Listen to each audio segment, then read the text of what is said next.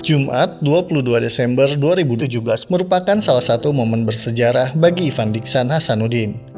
Hari itu, ia mencapai karir tertinggi sebagai ASN di pemerintahan tingkat kota.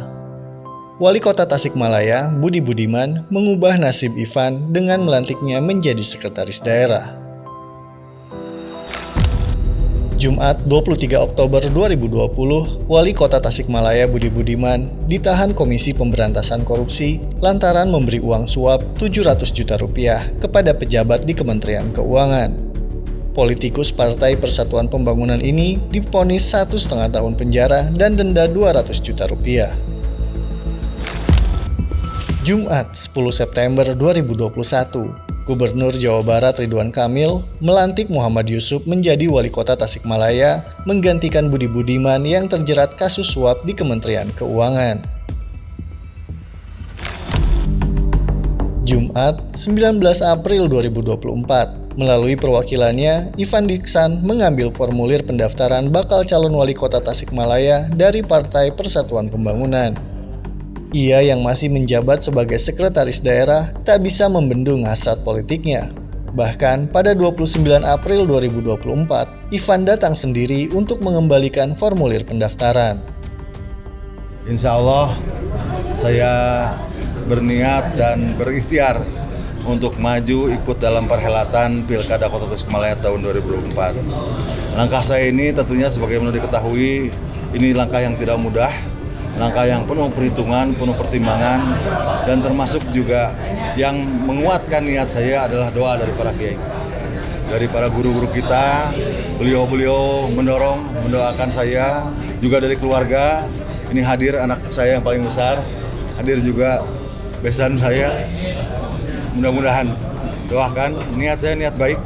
Saya ingin memajukan kota yang sangat saya cintai ini untuk bisa semakin maju, semakin berkembang, dan mampu mesejahterakan masyarakatnya.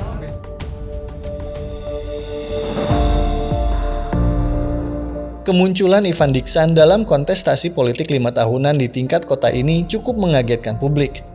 Apalagi ia datang tiba-tiba melalui serangan baliho bergambar dirinya yang dipasang serentak di sembarang tempat.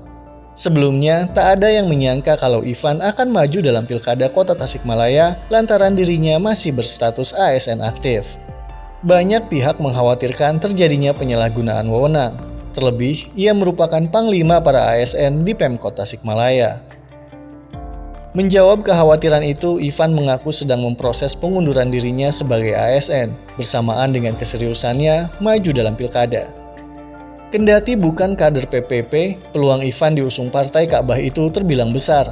Ia punya hubungan intim dengan pengurus teras DPC PPP Kota Tasikmalaya, sehingga lobi politik di tingkat provinsi dan pusat akan lebih taktis. Mantan Wali Kota Tasikmalaya Budi Budiman pun tampak berpihak kepada Ivan. Bila jadi diusung PPP sebagai calon wali kota, Ivan bakal berhadapan dengan Muhammad Yusuf yang juga bekas atasannya di pemerintahan Kota Tasikmalaya. Kepastian Yusuf maju dalam pilkada nanti telah diikat koalisi antara Golkar dan Partai Amanat Nasional. Bagaimana respon Yusuf terhadap keputusan Ivan yang akan maju dalam pilkada Kota Tasikmalaya? Silakan, wajar saja ketika beliau ingin maju sebagai bakal calon. Hanya dengan syaratnya barangkali kan Pak Ivan ini kan PNS ya. Ketentuan PNS ini kan melekat pada diri beliau.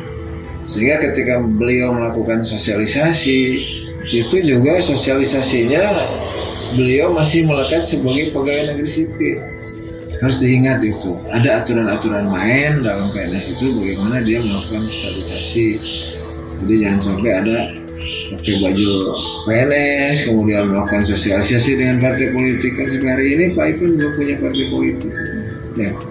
Jadi buat kami dari Partai Golkar dan PAN tidak ada yang merasa berat dengan siapapun yang akan maju dalam perhelatan pilkada. Semua kita anggap pesaing yang sama. Di lingkungan birokrasi Tasikmalaya, nama Ivan Diksan sudah tidak asing lagi. Ia sudah menjalani karirnya sebagai ASN selama 3 dekade, mulai menjadi staf, lurah, camat, kepala dinas, hingga menduduki posisi bergengsi sebagai sekretaris daerah. Kini Ivan tengah membidik kursi wali kota dan telah daftar ke partai yang pernah dinahkodai Budi Budiman, yakni Partai Persatuan Pembangunan. Ia pun gencar mengenalkan diri melalui bermacam cara, salah satunya baliho. Dan di antara banyaknya baliho Ivan Dixan yang meruyak di sembarang tempat, ada satu yang mencuri perhatian, yaitu baliho bertuliskan Bapak Kaum Duafa. Kenapa Ivan disebut bapaknya orang miskin?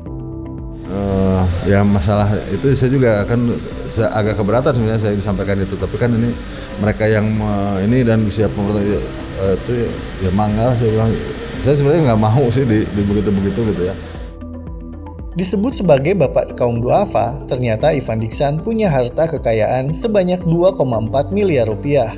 Berdasarkan laporan harta kekayaan penyelenggara negara yang dirilis KPK pada 2023, ia diantaranya punya tanah dan bangunan senilai 1,7 miliar lebih yang tersebar di 5 titik.